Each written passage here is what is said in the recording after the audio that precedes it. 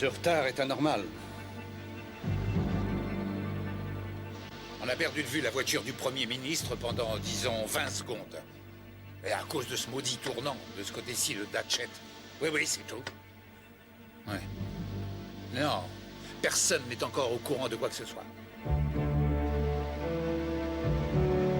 Et évidemment qu'on a fait des recherches. C'est après qu'on est venu ici. Qu'est-ce qu'on pouvait faire d'autre? Attendez un instant. Je crois bien que c'est sa voiture. Je vous rappelle plus tard.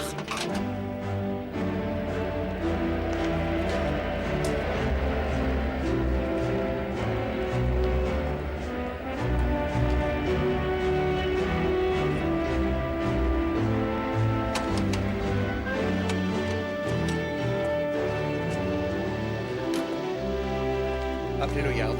Prévenez-les qu'il va bien et faites-moi votre rapport. Que s'est-il passé, monsieur? Ça fait près d'une heure qu'on vous attend. Le commandant Daniels va tout vous expliquer en détail. Je suis assez fatigué. J'ai besoin de me reposer. Bonne nuit, monsieur.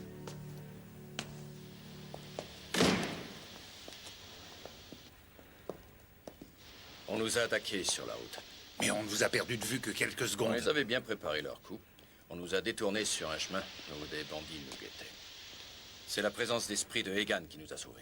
Qu'est-il arrivé? Ceux d'entre eux qui étaient armés ont voulu nous barrer la route. Mais Egan a aussitôt appuyé sur l'accélérateur et s'est mis à foncer sur eux et ils se sont empressés de s'écarter. Bravo, Egan. Merci, monsieur. Hélas, au moment où nous passions à leur hauteur, l'un d'eux a fait feu sur nous. Une balle a égratigné la joue du Premier ministre. Quelle horreur. Soyez rassurés, je l'ai fait soigner dans un hôpital. Bravo, commandant Daniels. Bravo.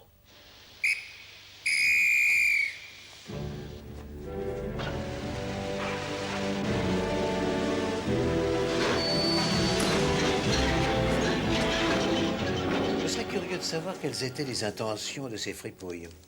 Qui peuvent-ils bien être? L'article n'en fait pas mention. On les appelle des bandits.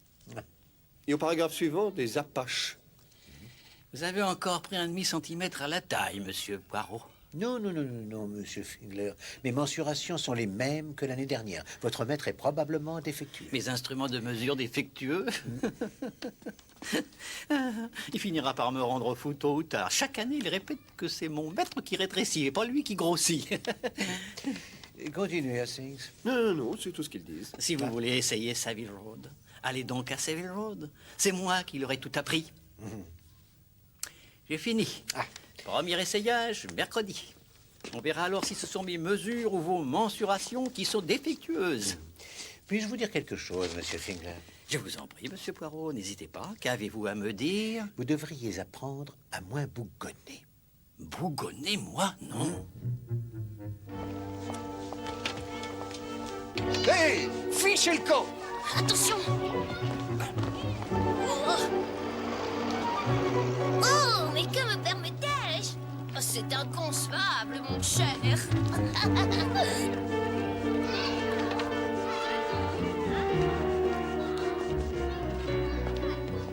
Pourquoi n'allez-vous pas vous habiller à Savile Road?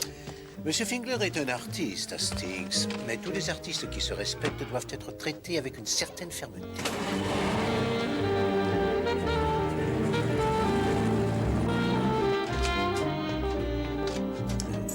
Non, Hastings, personnellement, je me refuse à croire qu'il s'agit d'une tentative d'assassinat. Une bande de criminels et une seule balle qui ne fait que l'effleurer. Oh non. Tout ceci n'est que pur enfantillage. Quelqu'un vous a appelé, monsieur Poirot. Ah, merci, mademoiselle Lemon.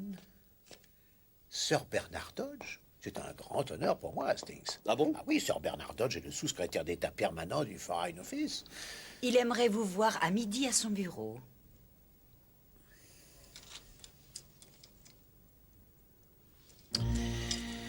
Merci, mademoiselle Lemon.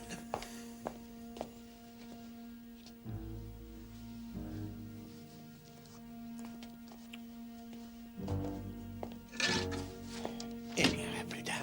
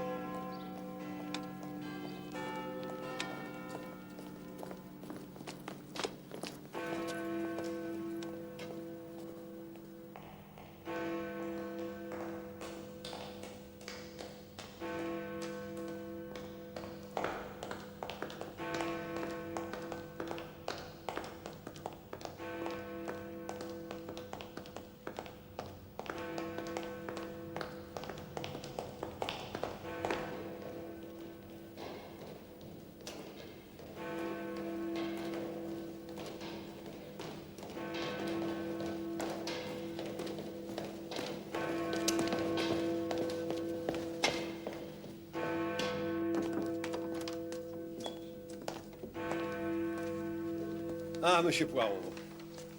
Je vous remercie d'être venu. C'est un plaisir de vous rencontrer, Sir Bernard. Et bien entendu, vous aussi, Lord Esther. Notre affaire relève de la sécurité. Elle devra donc demeurer secrète. Bien. Sans doute, mais tôt ou tard, le pays finira par apprendre la nouvelle, alors ne perdons pas de temps, s'il vous plaît. Vous avez raison. C'est au sujet du Premier ministre. C'est une vraie catastrophe. La blessure s'est révélée plus grave qu'on ne le pensait. Non, non, cette tentative a heureusement échoué. Mais nous aimerions en dire autant de la seconde. Il y a eu une seconde tentative? Eh oui. Et d'un genre différent. Le Premier ministre a été enlevé. Enlevé? Mais comment ont-ils pu faire? Si nous savions, nous saurions tout. Oui, évidemment. Puis-je savoir pourquoi les minutes nous sont comptées? Le Premier ministre devait se rendre à la conférence de la Ligue des Nations pour le désarmement et son absence serait un Il est le désastre. seul à pouvoir créer une unité européenne et empêcher l'Allemagne de se réarmer. Oui, je comprends. Peut-être que cet enlèvement n'a d'autre but que de permettre la réalisation de cette infamie. En effet, certains voudraient que l'Allemagne puisse se réarmer. Nous en sommes convaincus. C'est peu avant Paris qu'on l'a enlevé. Et quand doit-elle se tenir, cette conférence? Elle débute demain soir à 20h30. Sitôt que ça? Et maintenant, il est 12h15. Oui, ça ne nous laisse que 32 heures. Et 15 minutes. N'oubliez pas, ces 15 minutes. Elles peuvent nous être très utiles. Le Premier ministre et son secrétaire sont arrivés au port de Boulogne très tôt dans la matinée. Ils sont partis dans la voiture de l'ambassade, mais ils ne sont pas arrivés à Paris. Et ce fut la dernière fois où l'on vit la voiture ou l'un de ses occupants. Mais c'était une fausse voiture d'ambassade. Les moindres détails ont leur importance. Il faut que je sache tout sur cette histoire de fusillade, Sir Bernard.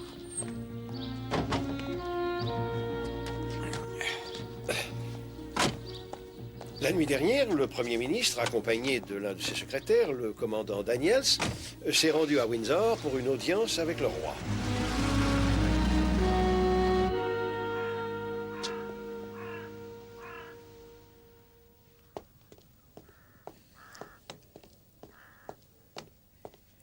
C'est la route principale qui va de Windsor à Datchet. Oui, monsieur Poirot. Ce qui veut dire que c'est sur cette route secondaire qu'on a détourné la voiture du Premier ministre. Apparemment, oui. Et comment ont-ils procédé? Nous n'en savons rien. Ils ont mis une barrière en travers de la route. C'est le secrétaire du Premier ministre qui a parlé de la barrière? Le commandant Daniels, oui, c'est lui. Qui est donc ce commandant Daniels? Un homme de valeur. Il a servi avec honneur dans la Royal Navy. Son père fut ministre sous le cabinet de M. Asquith, jusqu'à leur désaccord sur le Home Rule. Et les hommes qui suivaient de loin la voiture du Premier ministre ont-ils trouvé aussi la barrière?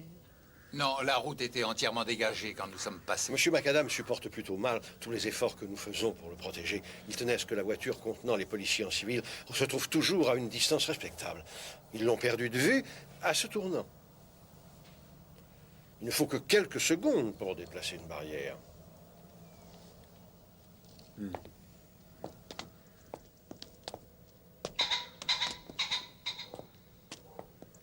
Les bandits sont partout sur la route, le chauffeur les aperçoit, il voit qu'ils sont armés, alors il appuie sur l'accélérateur et fonce sur eux. Oui, l'un des bandits ouvre aussitôt le feu, une balle vient érafler la joue du Premier ministre. Oui. Regardez-les un peu. L'un est le numéro 2 des affaires étrangères et l'autre est responsable de la sécurité du Premier ministre. Pourquoi diable l'Angleterre devrait-elle trembler? Un destroyer nous attend à Douvres pour nous emmener en France. Et combien de temps pourra-t-il nous attendre, Sir Bernard? Oh, aussi longtemps que nous voulons, mais... Bien. En tout cas, il a l'air de vouloir prendre tout son temps, monsieur. Oui, oui, j'en suis conscient.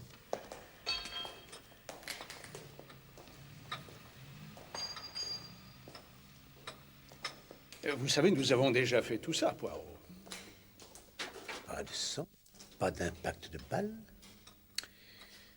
Ne trouvez-vous pas curieux qu'il n'y ait pas d'impact de balle dans la voiture? Parce que la balle a touché le Premier ministre. Non, non, non, vous vous trompez, mon ami. La balle n'a fait qu'effleurer sa joue.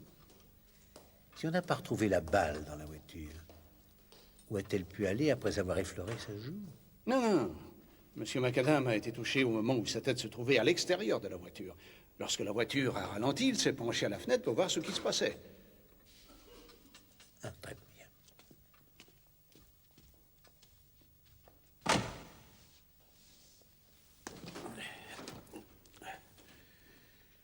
La voiture vient d'être déviée.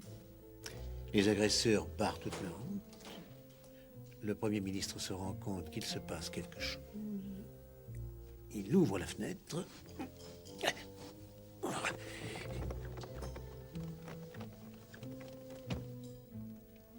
Il penche la tête à la fenêtre pour voir ce qui se passe. Une balle siffle à ses oreilles.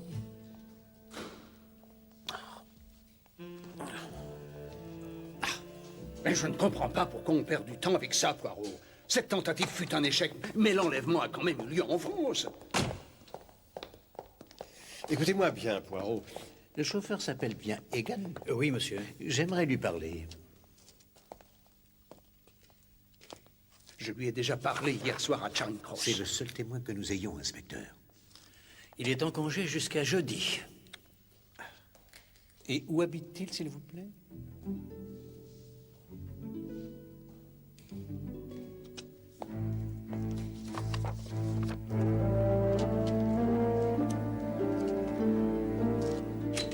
Non, il n'est pas rentré la nuit dernière.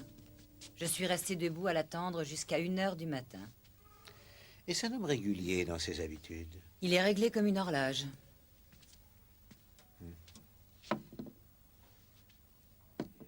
Est-ce que Monsieur Egan vient de la même région que vous, Madame Denison? Oui, nous sommes tous deux originaires du comté de Clare. Il a eu beaucoup de chance de trouver une chambre si confortable et une logeuse tellement gentille. Cela fait combien de temps qu'il loge chez vous? Ça fera 6 mois dimanche prochain, monsieur.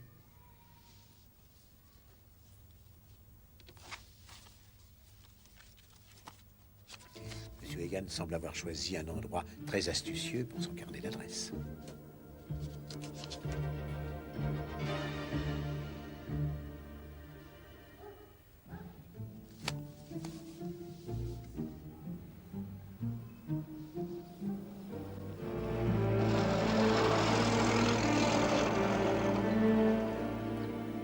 Il a des méthodes bien à lui, Sir Bernard. Je ne veux pas de la méthode, je veux de l'action. Je ne l'ai encore jamais vu échouer. Le Premier ministre a disparu. Le commandant Daniels a disparu. Monsieur Egan a disparu aussi.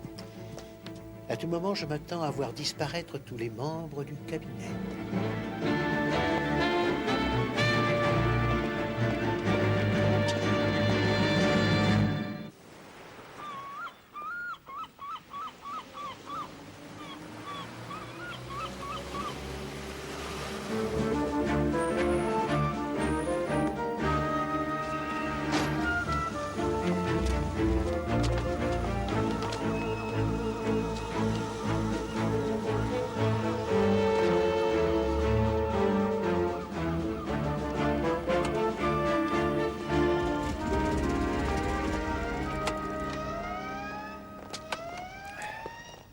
Ça ne va pas, Poirot?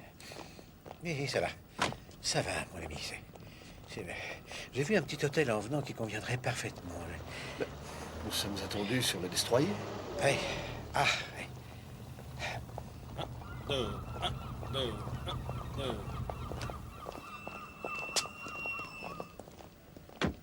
Mais où est-ce qu'il va maintenant? Je crois qu'il ne veut pas monter sur le destroyer. Vous savez qu'il est sujet au mal de mer. Au mal de mer, hein? Je suis bon pour la retraite s'il continue à agir comme ça.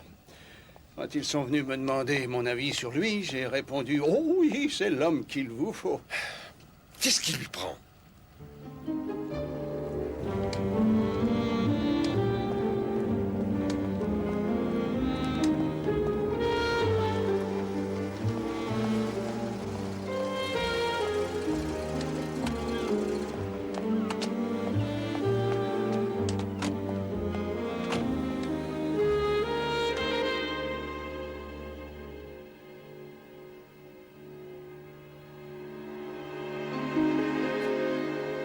Qu'est-ce qu'il fait maintenant? Il réfléchit. Il réfléchit. Mais à quoi diable réfléchit-il? L'Europe est en pleine crise. Et le seul homme qui pouvait calmer les eaux, c'est-à-dire le Premier ministre britannique, a justement été enlevé et nous ne payons pas Monsieur Poirot pour réfléchir. Je pense Donc que... je vous prie de ne pas intervenir, inspecteur. C'est un détective que nous payons, fort généreusement d'ailleurs, pour trouver. Vous vous attendiez à ce qu'il fasse quoi? Eh bien, qu'il cherche les empreintes ou les taches de sang. Ce n'est pas à moi de lui apprendre son métier. Il a déjà fait tout ça. Quand? Moi, je n'ai rien vu. Je n'ai même pas vu se servir d'une loupe. Poirot est prêt.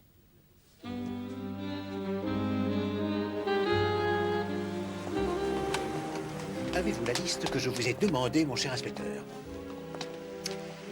Excellent. En route pour les quais. En route pour Datchet.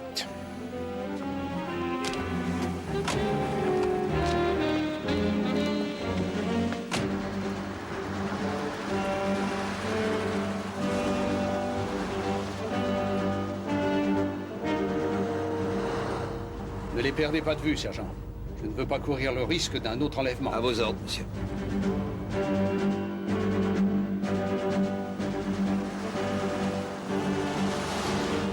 Ce n'est pas lui qui a eu cette épouvantable affaire de divorce. Mais de qui parlez-vous, Hastings? Du commandant Daniels. Les accusations de sa femme étaient tendancieuses et dénuées de tout fondement. Ah oui, je m'en souviens. Tous les journaux en ont parlé. Oh, ce fut un scandale épouvantable.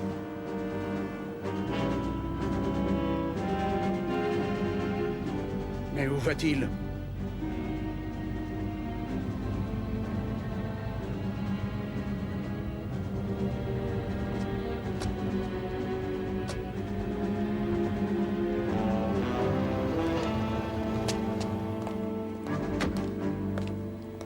Je devine ce qu'il fait, mais je ne comprends pas pourquoi il le fait.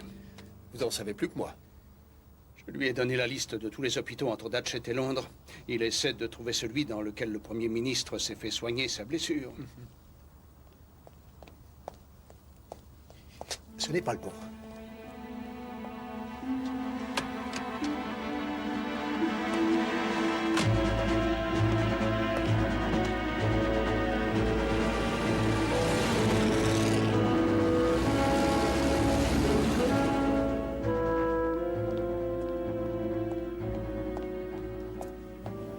En route, chauffeur. Le prochain est un...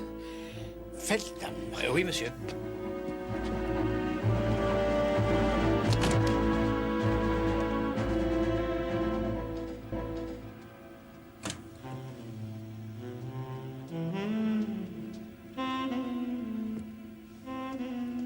Bonsoir.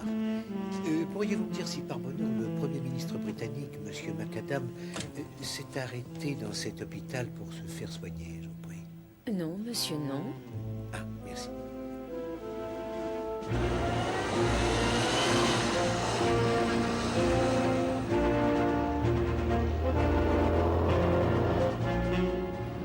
Il reste un petit hôpital à cet endroit, mais il est en dehors de la zone. Aucune trace du chauffeur. Bien. Nous serons à Douvres dans 1 heure, et donc à Boulogne à l'aube.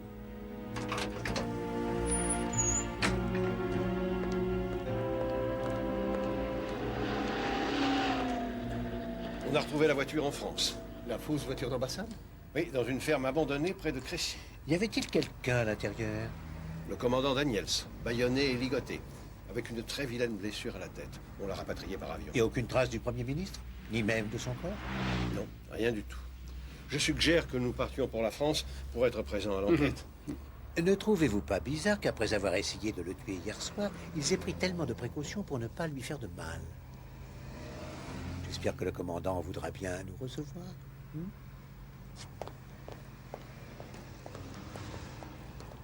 Et voilà, je suis bon pour la retraite.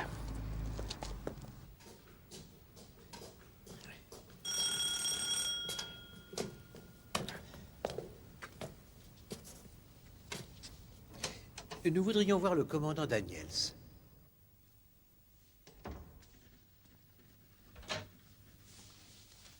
Sir Bernard Dodge et 3 messieurs désirent vous voir, commandant.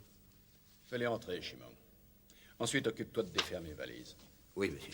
Je vous en prie, messieurs. Je suis heureux de vous voir. Quelle tragédie. Je crains de ne pas avoir été à la hauteur, Sir Bernard. Vous n'y êtes pour rien. Que pouviez-vous faire? Vous connaissez l'inspecteur principal Japp? Nous nous sommes vus hier soir. Et voici monsieur Hercule Poirot et son collègue, le capitaine Hastings. Messieurs, Nous sommes désolés de vous déranger, commandant, mais il s'agit d'une affaire de la plus haute importance. bien sûr, je vous en prie, asseyez-vous.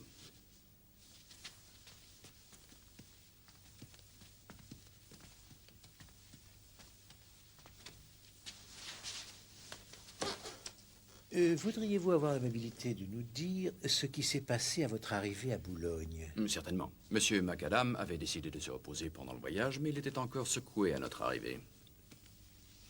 Il y avait une voiture officielle qui nous attendait. Parlez-moi du chauffeur. J'avoue ne pas avoir prêté beaucoup d'attention à lui. Oui, bien sûr. Nous sommes partis pour Paris. Nous avons passé Nampont-Saint-Martin vers 6 heures, juste au moment où le soleil se levait. Et ensuite? La dernière chose dont je me souvienne, c'est la ville de Vron. J'ai regardé ma montre, il était exactement 6h10. Après, plus rien. Enfin, plus rien jusqu'à ce que je sorte de mon évanouissement 4 heures plus tard. Je me trouvais dans la voiture, attaché, bâillonné solidement. Mais le Premier ministre avait disparu. Ainsi que le chauffeur. Ainsi que le chauffeur. J'ai réussi à ouvrir la porte avec mes pieds, mais ce fut tout jusqu'à ce qu'une fillette me libère. J'ai probablement dû lui faire peur. J'avais du sang sur le visage. Alors elle est allée prévenir les gendarmes. Vous n'avez donc aucun souvenir de ce qui s'est passé? Non, aucun, hélas. Cela arrive fréquemment à ceux qui, comme vous, ont été victimes d'un traumatisme. Mais vous retrouverez bientôt votre mémoire. Puis-je me servir de votre téléphone? Oui, je vous en prie, allez-y. Merci.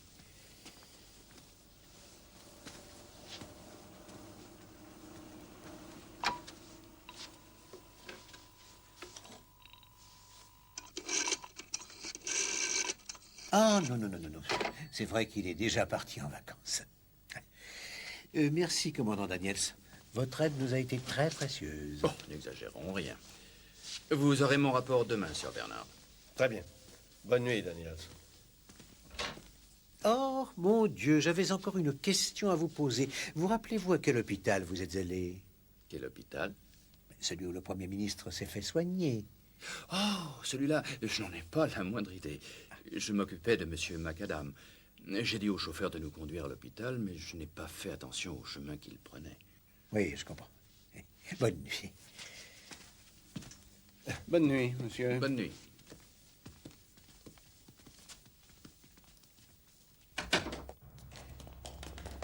Lorsque nous nous sommes vus ce matin pour la première fois, je vous ai dit à quel point cette affaire était urgente.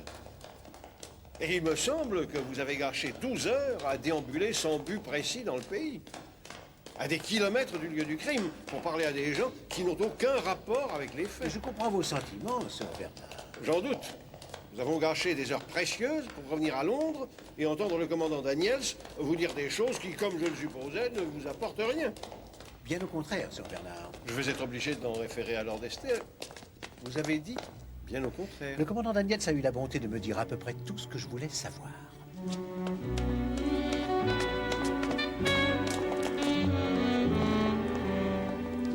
Inspecteur Japp, voudriez-vous être assez gentil pour me rendre un petit service? Si c'est possible. J'ai besoin de connaître deux choses. Ce que vous savez sur Egan, le chauffeur, et ensuite le nom de jeune fille de l'ex-Madame Daniels. Madame Daniels, mais pourquoi voudriez-vous que cette femme soit mêlée à tout ça? Mais c'est la même chose pour le chauffeur. Nous l'avons déjà interrogé, c'est de l'histoire ancienne. Peut-être, Sir Bernard, mais les ravisseurs commettent toujours une erreur dans l'exécution de leur plan. Les nôtres le savaient et ils ont fait de leur mieux pour le cacher. Mais ce ne fut peut-être pas suffisant contre Hercule Poirot. Bonne nuit, Sir Bernard. Où allez-vous? Me coucher. Vous ne comprenez donc pas qu'il s'agit d'une affaire capitale. Et je ne me reposerai pas tant que le Premier ministre n'aura pas été retrouvé. C'est tout à votre honneur d'être aussi vertueux, Sir Bernard, mais ça n'aidera pas le Premier ministre. De mon côté, mes petites cellules grises ont besoin de repos. Inspecteur principal?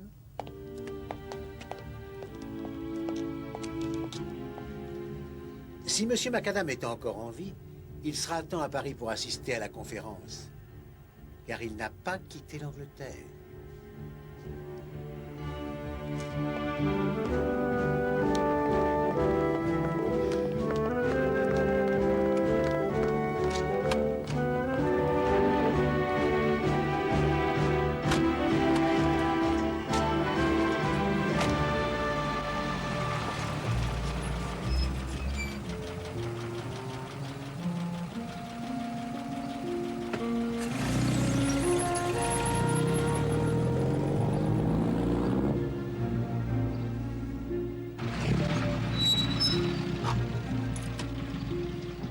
mieux que j'y aille seul. Vous en êtes vraiment sûr, Poirot? Absolument. De toute façon, je suis là.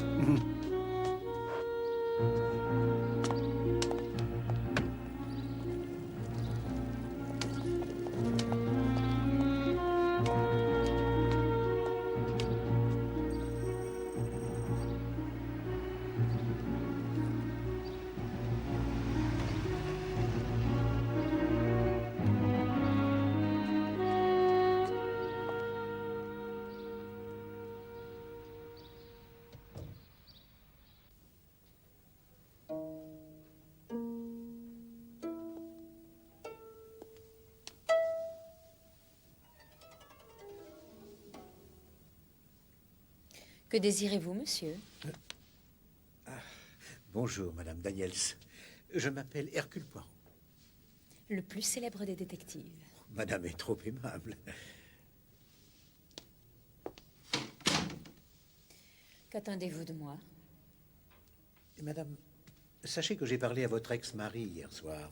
Quelle nouvelle! Si c'est lui qui vous envoie, nous n'avons plus rien à nous dire. Non, non, non, non, non, non, Madame. Le commandant Daniels n'est pas au courant de ma visite. Mais il risque d'avoir de gros ennuis. Quelle merveilleuse nouvelle! Voyez-vous, la police le soupçonne d'avoir commis un grave délit. La police? Le seul délit que Tony pourrait commettre, c'est de me tuer. Mais comme vous le voyez, il ne m'a pas assassiné. Il ne s'agit pas d'un meurtre, Madame. Pas encore. Ne pourriez-vous pas être moins mystérieux? Le commandant Daniels a eu les moyens de commettre ce crime. Et il a eu aussi l'opportunité de le faire. Mais nous n'avons toujours pas compris à quel mobile il avait obéi. Personne ne le connaît mieux que vous, Madame. Je le connais bien. Peut-être pourriez-vous nous aider, Madame. J'en serais heureuse. Il mérite la prison. Ah, si seulement il pouvait y aller. Vous savez ce que ce petit salaud m'a fait? Je ne sais que ce que j'ai lu dans les journaux, Madame. Et Dieu sait qu'ils en ont parlé. Madame, que pourriez-vous nous dire des idées politiques de votre ex-mari? Elles sont molles. Il n'a jamais eu une seule idée politique de sa vie.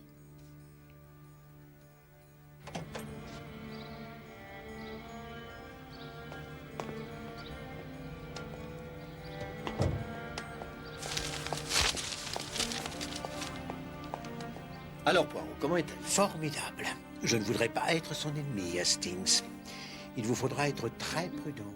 Qu'est-ce qui se passe? Je veux que vous attendiez ici et que vous la suiviez aussitôt qu'elle sortira. Et surtout, ne la perdez pas de vue une seule seconde. Téléphonez-moi dès que possible. À Scotland Yard, s'il vous plaît.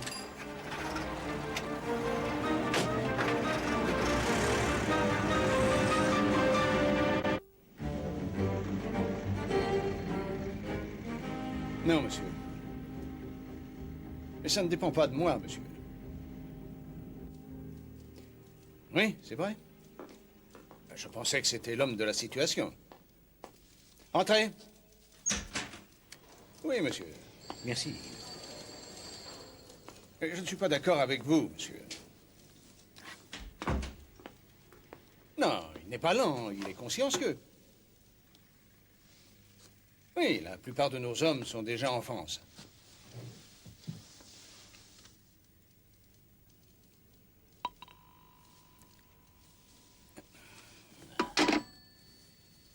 Devinez de qui il parlait? Ma modestie ne me le permet pas, inspecteur. Vos petites cellules grises sont suffisamment reposées? Je le crois. Merci. Vous avez les renseignements que je vous ai demandés? Ah, oui. Je ne vois pas à quoi ça sert. John Patrick Egan, né à Milltown dans le comté de Clare en 1901, a été chauffeur de camion jusqu'à son arrivée en Angleterre il y a quelques années. A été embauché 6 mois plus tard par le ministère du Travail qui n'a eu qu'à se féliciter de lui. Et, Madame Daniels? Nom de jeune fille, Donoghue. Ce n'est pas un nom irlandais, ça? Ah si, si, effectivement, c'est la 3e fille du comte de Connemara. Je ne comprends pas ce que vous cherchez, Poirot. Dites-moi, inspecteur, avez-vous lu les articles sur le divorce du commandant Daniels? Oui, presque tous. C'était très croustillant. Après un tel divorce, après avoir été traîné en justice et humilié par presque toute la presse du pays, trouveriez-vous normal que ce mari garde sur son bureau une photographie encadrée de son ex-femme?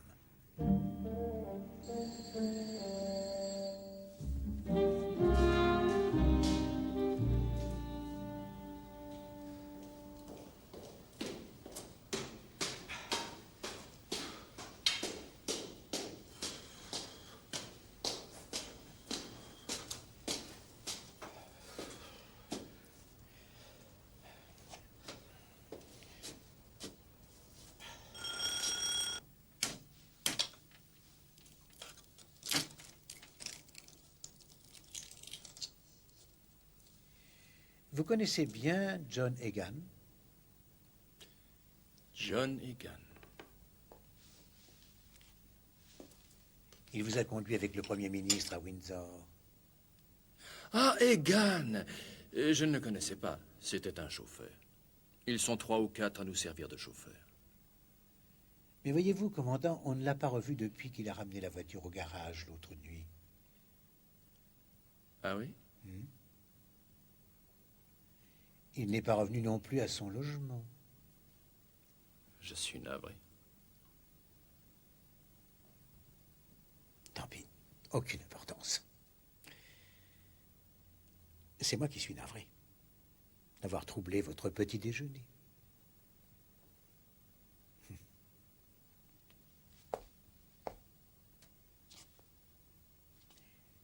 Erin Gobra?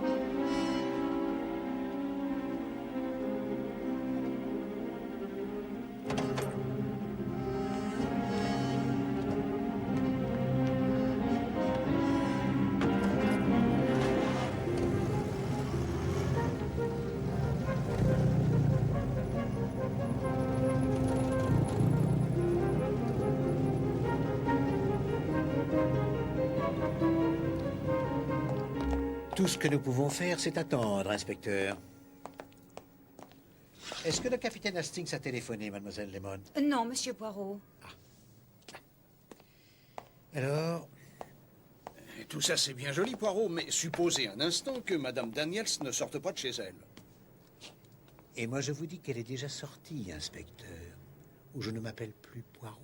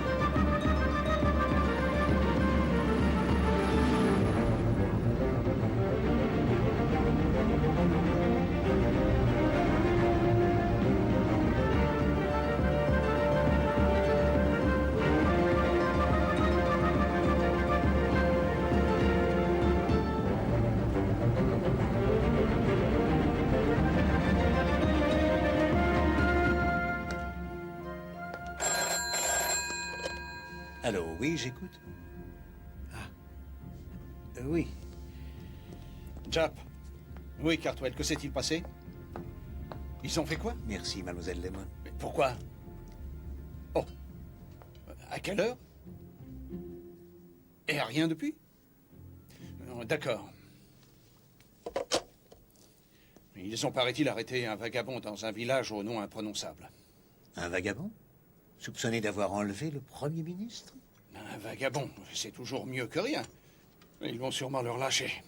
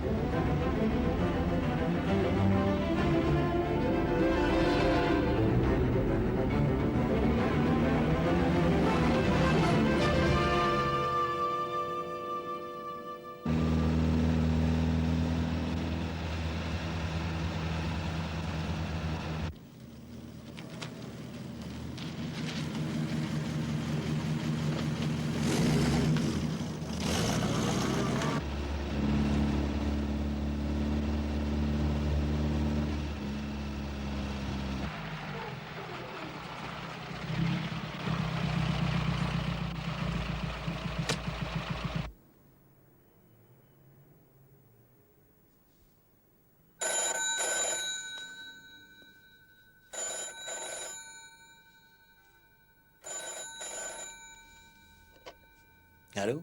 Poirot. Ah, enfin, Hastings. Oui, où êtes-vous? Je suis désolé, je l'ai perdu. C'est vrai? Hastings l'a perdu. Mais où êtes-vous? Eh bien, entre Basingstoke et Andover. Bien, attendez, je prends une carte. Donnez-moi la carte, s'il vous plaît. Celle où se trouvent Basingstoke et Andover. Elle a quitté la route principale et traversé un village du nom de Spratling. C'est un peu plus loin que je l'ai perdu de vue. Peut-être existe-t-il un rapport entre les Daniels et cette région? Retournez au village et demandez si le commandant a une maison dans le coin. Sinon, essayez avec le nom de Donoghue. Donoghue? Oui, c'est le nom de jeune fille de Madame Daniels, Lady Imogen Donoghue. J'y vais. Oui, rappelez-moi aussitôt que possible. Oui, c'est ça. J'appelle le Yard pour qu'il contacte la police de Basingstoke.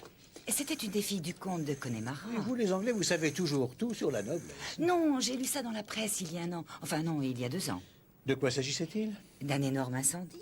Je me souviens encore des gros titres. La grande demeure du comte en cendres. Il y avait même une photo de lui. Un bel homme, monsieur Poirot. Oui, je n'en doute pas, mademoiselle Lemon. Mais où se trouve le château? Dans le Berkshire. Juste après Spratling. Ah, bravo, Jack. C'était dans le... Faites un effort. Il me semble que ça finissait par Hall, dans le village de... On peut trouver ça. Cantwell, trouvez-moi le nom d'une maison appartenant au comte de Connemara, qui a brûlé il y a 2 ans de ça. Je me souviens que le château avait le même nom que le village. C'était un nom comme... Batley. Batley? Oui, comme Batley. Catley? Datley? Fatley? Ratley? Habley? Somerscott Hall. Oui.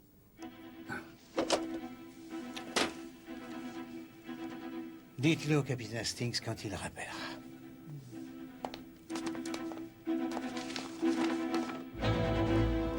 J'espère qu'il ne s'agit pas d'une fausse piste. Non, non, non, non, non, mon ami. La seule fausse piste où on voulait nous envoyer se trouve en France. Ils ont dû préparer ça depuis longtemps. C'est seulement quand l'un des chauffeurs du Premier ministre s'est révélé être attaché à leur cause que l'enlèvement devenait possible. C'est quoi au juste leur cause? Le réarmement de l'Allemagne? Indirectement, oui.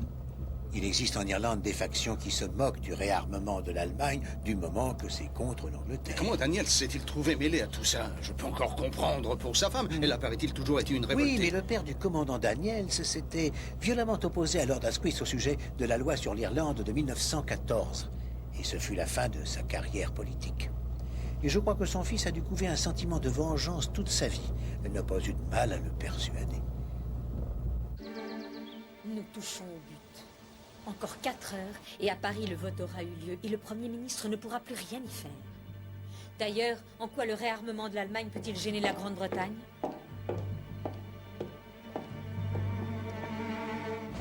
Nous allons arriver à Somerscott, monsieur. Bien, mais il faut tourner à gauche, à l'autre bout du village. Oui, monsieur.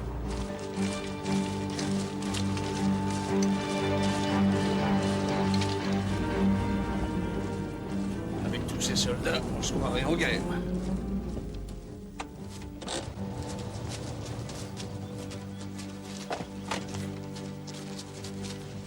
Ça y est, nous sommes tous là. À vous de jouer, Major. Oui, monsieur.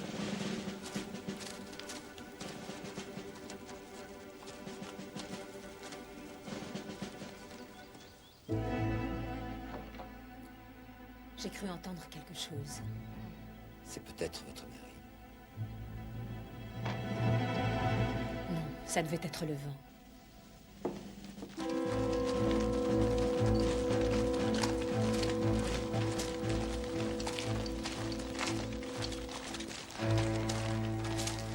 Ici, nous avons une vue d'ensemble. Je crois que je vous dois des excuses, monsieur Poirot. Non, sœur Bernard. Vous avez été habilement mystifié. Comment avez-vous compris? À chaque fois que vous avez l'occasion de regarder dans un carnet d'adresses, pensez toujours à regarder d'abord à la lettre X. Parce que c'est souvent là qu'on garde les secrets. Dans le carnet d'adresses de monsieur Egan, que j'ai trouvé sous son oreiller, il n'y avait qu'un numéro à la lettre X. Pas de nom, seulement un numéro. Le numéro venait de Mayfair et j'ai trouvé cela étrange. Mais quand j'ai voulu me servir du téléphone du commandant Daniels, j'ai remarqué que son numéro était le même que celui du carnet d'adresse. Oh non, c'est vrai, mon ami est parti en voyage. Curieuse coïncidence, n'est-ce pas, sœur Bernard?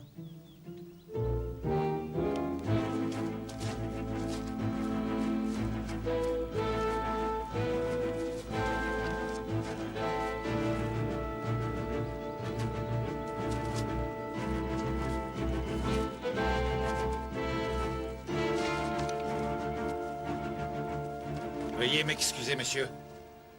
Les hommes sont en place. En douceur, Major. Je ne veux pas qu'il y ait des blessés.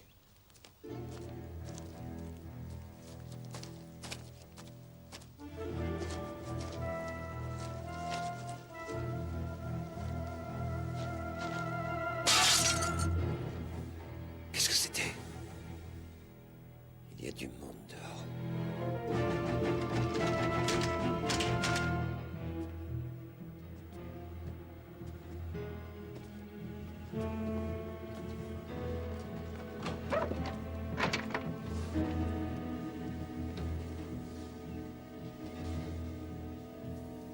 Poirot!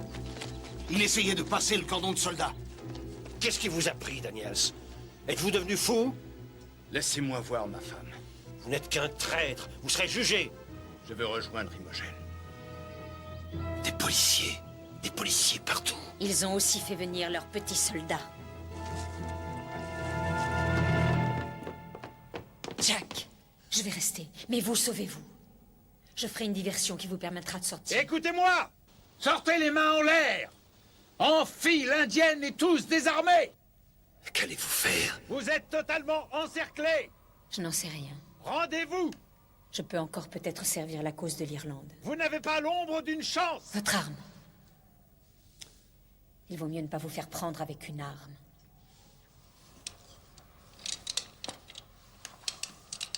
Bonne chance. Je vais compter jusqu'à 5! 1, 2, 3, 4, 5! Sur la tour! C'est Madame Daniels. Hé, à vous! Hé, ici! Venez! Erin Gobra! Non!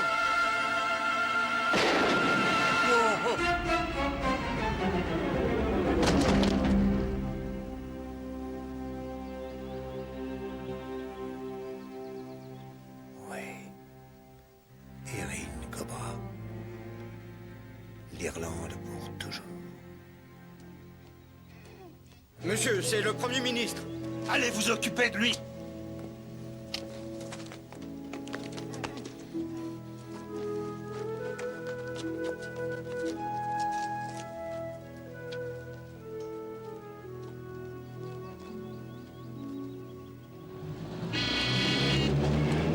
Comment avez-vous réussi à deviner qu'ils avaient envoyé une doublure en France? Quand je me suis rendu compte que la soi-disant tentative d'assassinat avait en effet permis que votre Premier ministre s'embarque pour la France, le visage bandé, c'est à ce moment-là que j'ai commencé vraiment à comprendre. Mais celui qui a pris la place du Premier ministre, tout le monde l'a aperçu. Non, non, Hastings. Aucune des personnes qui le connaissaient bien n'était présente. Et comme son visage était bandé, je vais devoir affronter un cas plus difficile maintenant. Un essayage chez Monsieur Fingler.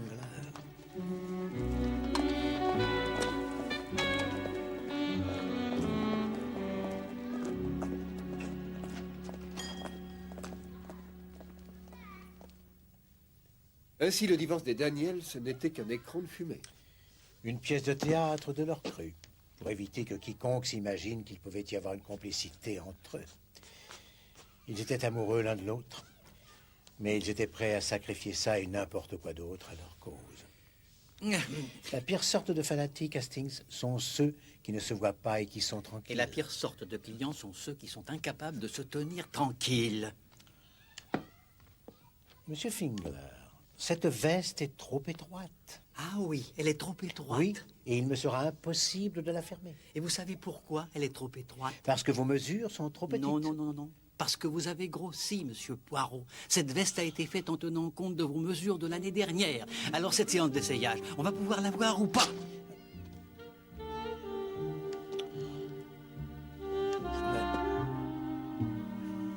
Avec le plus grand plaisir, monsieur Fingler.